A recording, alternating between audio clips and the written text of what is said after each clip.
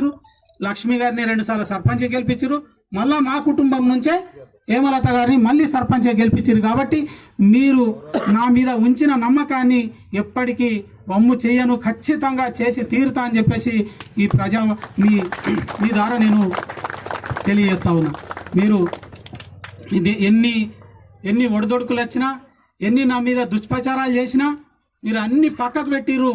నన్నే నమ్మి మీరు ఓట్లేసి నన్ను గెలిపించారు. కాబట్టి ఇదని నేను ఎప్పటికీ మర్చిపోలేను, కళలు కూడా మర్చిపోలేను. మీరు చేసిన సాయం ఖచ్చితంగా మరొకసారి చెప్తున్నా, మీకు సేవకుడిగానే పనిచేస్తా, మీకు జీతగాడిగానే పనిచేస్తా తప్ప ఇంకా వేరే ఉద్దేశం లేదు. నాకు కావాల్సింది ఏది కావాలో నా పేరు కోసమే పనిచేస్తున్నా. నాకు కావాలా పేరు, మీ దగ్గర ఒక గుడ్ నేమ్ కావాలా. ఎప్పటికీ మీరు గుర్తు చేయకుండా నేను గుర్తు చేస్తా ఉన్నా. ఇవి మనం చేసుకుందాం.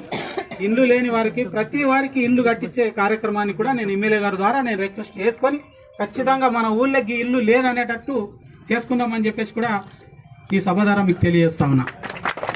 మన ఊళ్ళో పెన్షన్ లేని వాళ్ళు కానీ, ఇల్లు లేని వాళ్ళు కానీ, ఇంకా వేరే సంక్షేమ పథకాలు ప్రతిదీ కూడా మీకు అందే విధంగా నేను సర్పంచ్ గారి ద్వారా మీకు తెలియజేస్తా ఉన్నా.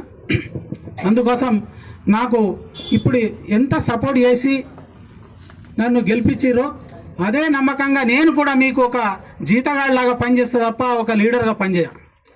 ఒక సేవ చేయడమే మీకు సేవలు అందించడం, మీకు సేవ చేయడమే మా ఏకైక లక్ష్యం. హేమలత గారిది కానీ నాది కానీ ఇంకా వేరే ఉద్దేశం లేదు. ఎందుకంటే లక్ష్మి గారిని టూ టైం గెలిపించారు కంటిన్యూగా.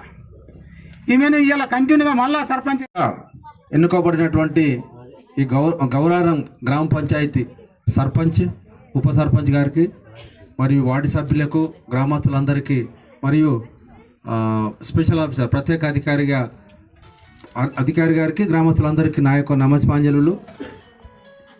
ఈరోజు నూతనంగా ఏర్పడినటువంటి కొలువుదీరినటువంటి మన గ్రామ పంచాయతీ పాలకవర్గంకు సంబంధించి మీ యొక్క గ్రామస్తుల సహకారం ఎల్లవెల్లలా ఉండాలని కోరుకుంటూ, గ్రామస్తులు ప్రజల చేత ఎన్నుకోబడిన కాబట్టి